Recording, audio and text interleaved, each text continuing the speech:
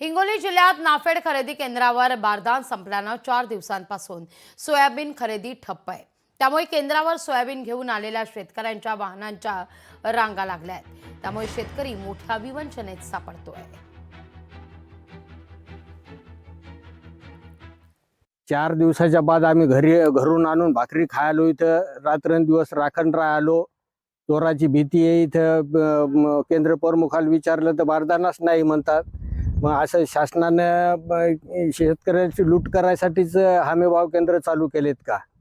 हे असं कुठपर्यंत चालणार? इथं आलं की बारदाना नाही। हिंगोली जिल्ह्यात कुठेही बारदाण्याचा सगळं शॉर्टेज आहे। शासन बी असं करायला आणि व्यापारी तसे करायले, शेतकऱ्यांना काय करायचं? माझं सोयाबीन इथं बारदाण्याअभावी 8 दिवस झाले मी इथं म्हणजे इथं वाहन घेऊन थांबलेलो आहे। फक्त एकमेव कारण आहे बारदाना नाही आणि सदरील वाहनाचं भाडं। मला अपेक्षा होती की या सोयाबीनच्या पैशातून माझ्या घर संसाराला काहीतरी हातभार लागेल।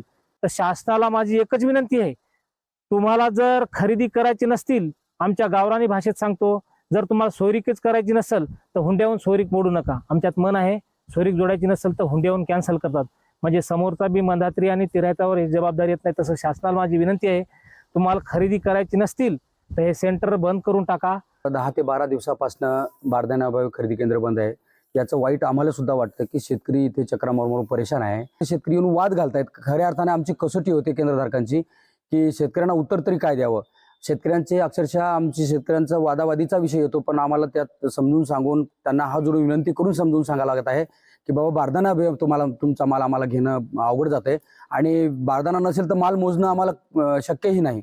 म्हणून शासनाला विनंती आहे की आपण एवढा मोठा तुटवडा निर्माण झाला आहे की 15 दिवस झाले खरेदी केंद्र बंद आहेत, तर हमी भाव खरेदी केंद्र सुरू करून आमचा काय उपयोग तरी काय? लोकशाही मराठी ऐका, पहा, जागरूक रहा।